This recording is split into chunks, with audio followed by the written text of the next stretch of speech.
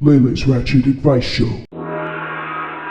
So, after my date with Big Baby, I decided to roll the dice yet once again in the online dating arena and ended up going out with some new guys. Yes, it was for drinks, and yes, I needed them. Welcome to Dating Horror Stories Revisited. Date number 1. Okay, you know you're in trouble when your date bears an uncanny resemblance to Bishop Magic Don Juan, especially if he's white. That's right, you're on a date with a guy I like to call Pimp Logic. No, he's not an actual pimp, he just uses Pimp Logic, mainly to justify how broke his ass is. Exhibit A. Dude spends the entire date trying to work crazy Jedi mind tricks and convince you he's not interested so you'll be interested, just so he can prove to you he's not interested. And the whole time you're thinking, he's not gonna pay the tab, is he? The tip-off. Bitch Don't Kill My Vibe isn't just a song title to him, it's a lifestyle choice. Date number 2.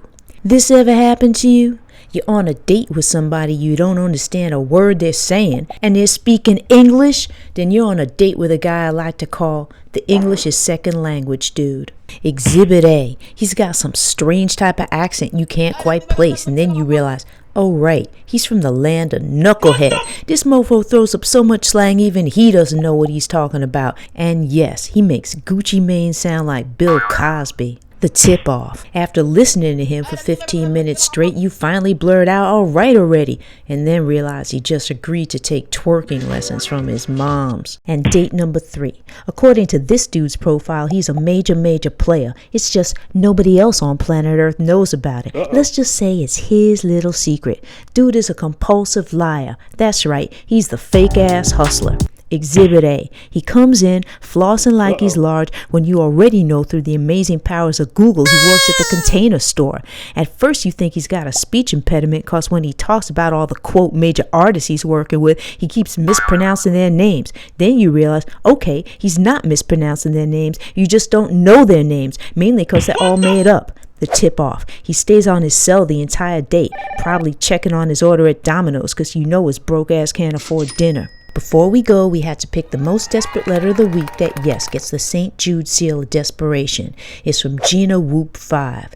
Dear Lele, I've been dating this guy for a couple of months, yet he never sexts me. I recently found out he got 3 jump-offs and they're all, vertically challenged. Alright, they're midgets. Turns out I'm a beard. He takes me to meet his parents, me to dinner parties, buys me stuff, but still feels the need to be with them. I feel like I'm trapped in some whack-ass Wizard of Oz remake, but I'm addicted to all the perks. What should I do? Signed, Gina Whoop 5.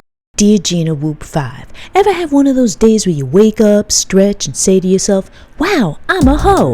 Yeah, well that should have happened to you a couple of months ago at minimum, I'm guessing. Some people might call you a gold digger, but I prefer to cut to the chase. You're a hoe. No judgments, but a hoe on easy street because you're getting paid and you don't actually have to have sex. Girlfriend, you stumbled onto something hoes throughout history have been trying to do, and you're complaining about it? My advice, try and join the government witness program. When other hard-working hoes who actually have to have sex for the chump change they make find out about this, there's gonna be a crazy hoe vendetta against you. Viacom deals, girlfriend. Alright, I'm out of here. Don't forget to put your questions in the comments or send them to Lele at chilltowntv.com. See you in 2 weeks. We always drop on Tuesday. Peace.